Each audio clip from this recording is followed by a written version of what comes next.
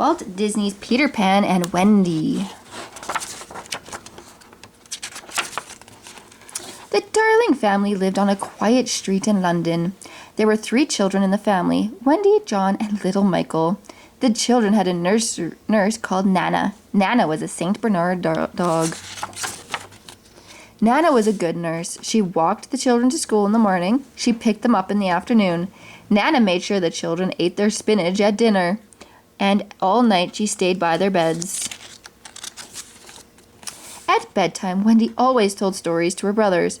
Her best story was about Peter Pan. Peter Pan lives in Neverland, she told them. It's a magic place where children never grow up. There are fairies in Neverland and wild animals and pirates too.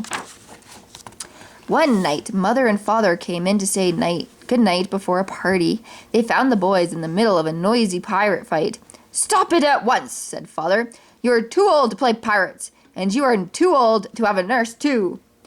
Father put Nana on a leash. "Wendy," he said, "you look after your brothers. No more stories." Father took Nana downstairs and tied her up in the yard. Then he and Mother went off to the party. Poor Nana, she was unhappy away from the children. Then, in through the bedroom window flew Peter Pan and the fairy Tinkerbell. Peter loved Wendy's stories. He hid outside the window every night to listen to them. Peter had heard what the father had said.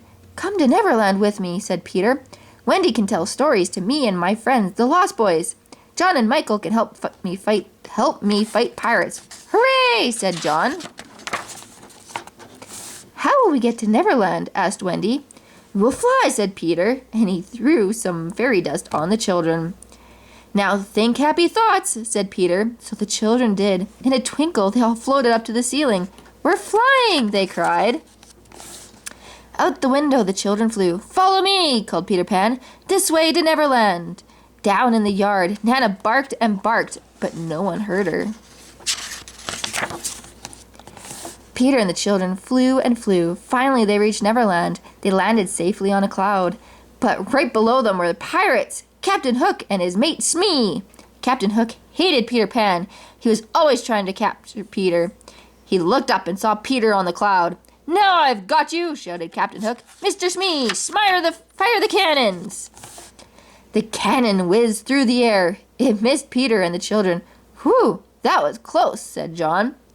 "I think it's too dangerous here," said Peter. "Tink, you take the children to the Lost Boys. I will stay and keep an eye on Hook." John and Michael wanted to watch the pirates too, but Peter made them go with Tinkerbell. The children followed Tink to the home of Peter and the Lost Boys. They lived in a secret cave under an old tree. The Lost Boys did not have a mother, so they were very happy to see Wendy. When Peter got to the cave, he said, "3 cheers for Wendy, boys! She is going to tell us stories!" "Hooray! Hooray! Hooray!" cried the boys. But Tinkerbell did not say hooray. Tink felt left out. She tried to think of something mean to do to Wendy. She decided to go see Captain Hook. Tinkerbell told Captain Hook all about Wendy. "I can help you get rid of Wendy," said Captain Hook. "I will capture her and make her scrub the deck of my ship." Tinkerbell looked pleased. "There is just one thing," said Hook, with a wicked smile. "I don't know where to find Wendy. You must show me where she lives." So Tink marked a path to the secret cave on Captain Hook's map. She did not guess the pirate plan to capture Peter. At the cave, Wendy was telling stories. Peter and the Lost Boys wanted to hear every story she knew, but John and Michael began to miss Mother and Father. Finally, Wendy said, "It's time to go home." I don't want you to leave," cried Peter. He would not even say goodbye. Waving sadly, Wendy followed her brothers and the Lost Boys out of the cave. Tinkerbell was happy to see Wendy go. Outside the cave, the pirate crew was waiting. The men captured the children as they came out of the cave. Wendy and the boys were marched off to Captain Hook. "Blast you, Smee," said Hook when he saw the children. "You did not bring me Peter Pan." Tinkerbell heard Captain Hook. Now she knew that Hook had tricked her. He only wanted to capture Peter Pan. Tink flew to tell Peter what had happened. Maybe Peter could save the children. The pirates took the children to the ship. Captain Hook said to the children, "You can all join up with me and be pirates. Or you can walk the plank." Wendy was not afraid of Captain Hook. I will never be a pirate, she cried. Then you will be the first to walk the plank, said Hook. He tied Wendy's hands behind her back. Wendy bravely started to walk the plank. All of a sudden, Peter and Tinker Bell flew onto the pirate ship.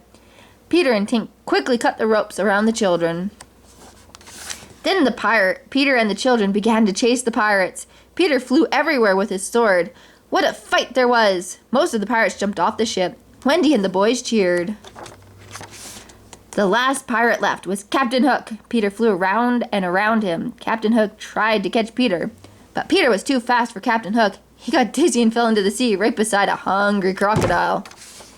Captain Hook swam for his life. Ha ha ha! Cried Peter. Then Peter threw some fairy dust on the children, and away they all flew. Peter flew back to London with Wendy, John, and Michael. He left them at their bedroom window. Goodbye, Peter, cried the children. The next morning, Father let Nana back into the house. The children were happy to see her, and they were happy to be home again. But they never forgot their trip to Neverland.